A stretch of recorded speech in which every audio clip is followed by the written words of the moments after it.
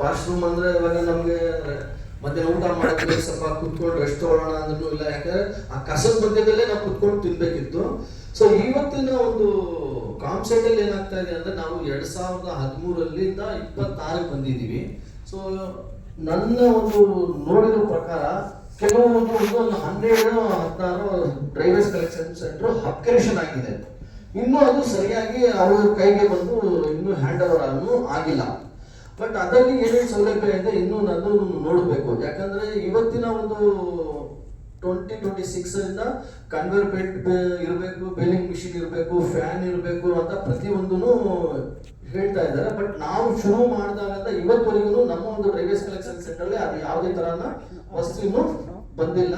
ಮುಂದಿನ ದಿನದಲ್ಲಿ ಏನಂತ ನಾವು ಸರ್ಕಾರ ಜೊತೆ ಕೇಳ್ತಾನೆ ಇದ್ದೀವಿ. ಅದಕ್ಕೋಸ್ಕರ ನಾವು ಯೂನಿಯನ್ ಅಂತ ಮಾಡಿದ್ದೀವಿ, ತ್ಯಾಜ್ಯ ಶ್ರಮಿಕ ಸಂಘ ಅಂತ. ಸೊ ಅದರಿಂದ ಮುಖಾಂತರ ನಾವು ಸುಮಾರು ಲೆಟರ್ಸ್ ಕೊಟ್ಟಿದ್ದೀವಿ. ಬಟ್ ಆದ್ರೆ ನಮ್ಮ ಒಂದು ಕಮ್ಯುನಿಟಿನಲ್ಲಿ 50% 40% ಜೆಂಟ್ಸ್ ಕೆಲಸ ಮಾಡಿದ್ರೆ 60% ಲೇಡೀಸ್ ಜಾಸ್ತಿ ಕೆಲಸ ಮಾಡ್ತಾರೆ.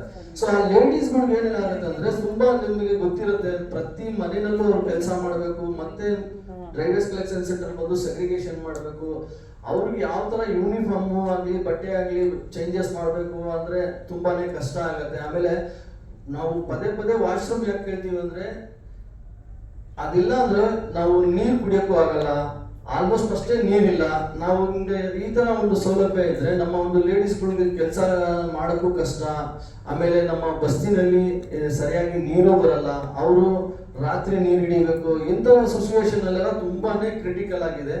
ಆದಷ್ಟು ನಮ್ಮ ಒಂದು ಕಮ್ಯುನಿಟಿ ಮೇಲೆ ನಮ್ಮ ಸರ್ಕಾರ ಆಗ್ಬೋದು, ನಮ್ಮ ಮೀಡಿಯಾ ಅವ್ರು ಆಗ್ಬೋದು, ಆದಷ್ಟು ಅವ್ರ ಮೇಲೆ ಒಂದು ಗಮನ ಕೊಟ್ಟು ಅವ್ರ ಬಗ್ಗೆ ಸರ್ಕಾರ ಗಂಟ ಮುಟ್ಟಿಸಿದ್ರೆ ತುಂಬಾ ಚೆನ್ನಾಗಿರುತ್ತೆ ಅಂತ ಕೇಳ್ಕೊಳ್ತೀನಿ.